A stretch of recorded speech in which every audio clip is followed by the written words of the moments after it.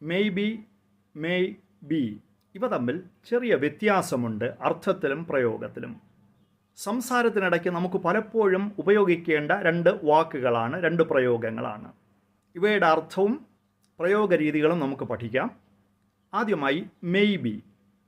ഇതിൻ്റെ അർത്ഥം പെർഹാപ്സ്, ഒരു പക്ഷേ. ഇതൊരു ആഡ്വർബാണ്. സാധാരണയായി വാക്യത്തിൻ്റെ ആദ്യം ഒരു പക്ഷേ എന്ന് പറഞ്ഞു തുടങ്ങുന്നതിന് വേണ്ടി ഉപയോഗിക്കും. എന്നാൽ വാക്യത്തിനിടയ്ക്കും നമുക്ക് മെയ് ബി ഉപയോഗിക്കാം. എങ്ങനെയാണെന്ന് നമുക്ക് നോക്കാം. അപ്പോൾ മെയ് ബിയുടെ അർത്ഥം പെർഹാപ്സ്, ഒരു പക്ഷേ. Maybe I will go to a movie tonight. ഒരു പക്ഷേ ഇന്ന് രാത്രി ഞാനൊരു സിനിമയ്ക്ക് പോകും. Maybe she will call me later. ഒരു പക്ഷേ അവൾ എന്നെ പിന്നീട് വിളിക്കും. അതായത് ഞാൻ അങ്ങോട്ട് വിളിച്ചപ്പോൾ അവൾ എടുത്തില്ല, ഇനി തിരികെ അവൾ പിന്നീട് വിളിക്കും. There were 3, maybe 400 people present at the concert. ആ സംഗീത കച്ചേരിയിൽ, കോൺസെർട്ട് സംഗീത കച്ചേരിയിൽ 3, maybe 400. അതിൻ്റെ അർത്ഥം 300 or maybe 400. 300 അല്ലെങ്കിൽ ഒരു പക്ഷേ 400 ആളുകൾ പങ്കെടുത്തിരുന്നു എന്നാണ് ഈ വാക്യത്തിൻ്റെ അർത്ഥം. ഇനി മറ്റൊരു പ്രയോഗം, ഒരാളിപ്പോൾ എന്നോട് പറയുകയാണ്, you should buy a car. നിങ്ങളൊരു കാർ വാങ്ങണം. അപ്പോൾ ഞാൻ പറയുകയാണ്, ശരിയാ, പക്ഷേ എനിക്ക് എവിടെ നിന്നാ പണം? ഈ വാക്യത്തിൽ ശരിയാ എന്ന് ഞാൻ പറഞ്ഞില്ലേ, അവിടെ അതേ അർത്ഥത്തിൽ മെയ് ബി ചേർക്കാം. എങ്ങനെയാണെന്ന് നോക്കിക്കൊള്ളൂ. ഒരാൾ എന്നോട് പറഞ്ഞു you should buy a car. അപ്പോൾ ഞാൻ പറയുകയാണ്, maybe, but where can I find the money? ശരിയാ, നീ പറഞ്ഞത് ശരിയാണ്, പക്ഷേ എനിക്ക് എവിടെ നിന്ന് പണം കിട്ടും?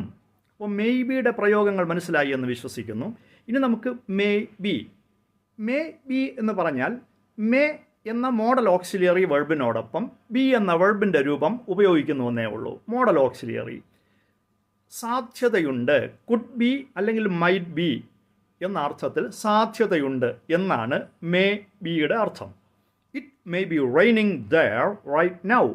ഇപ്പോൾ അവിടെ മഴ പെയ്യുന്നുണ്ടാകും. She may be sleeping now.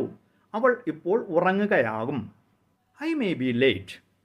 I have to attend another meeting. ഞാൻ ഇന്ന് താമസിച്ചേക്കും, എനിക്ക് മറ്റൊരു മീറ്റിങ്ങിൽ പങ്കെടുക്കാനുണ്ട്. She is sleeping. അവൾ ഉറങ്ങുകയാണ്. She may be tired. അവൾ ക്ഷീണിച്ചിട്ടുണ്ടാവും. ഇനി മെയ് ബിയും മേ ബിയും ഒരേ വാക്യത്തിൽ വരുമ്പോൾ ഉള്ള അർത്ഥവ്യത്യാസം നമുക്കൊന്ന് നോക്കാം. May be she is wrong. ഒരു പക്ഷേ അവൾ പറയുന്നത് തെറ്റായിരിക്കാം. ഒരു പക്ഷേ അവൾ ചെയ്തത് തെറ്റായിരിക്കാം എന്നാണ് ഈ വാക്യത്തിൻ്റെ അർത്ഥം.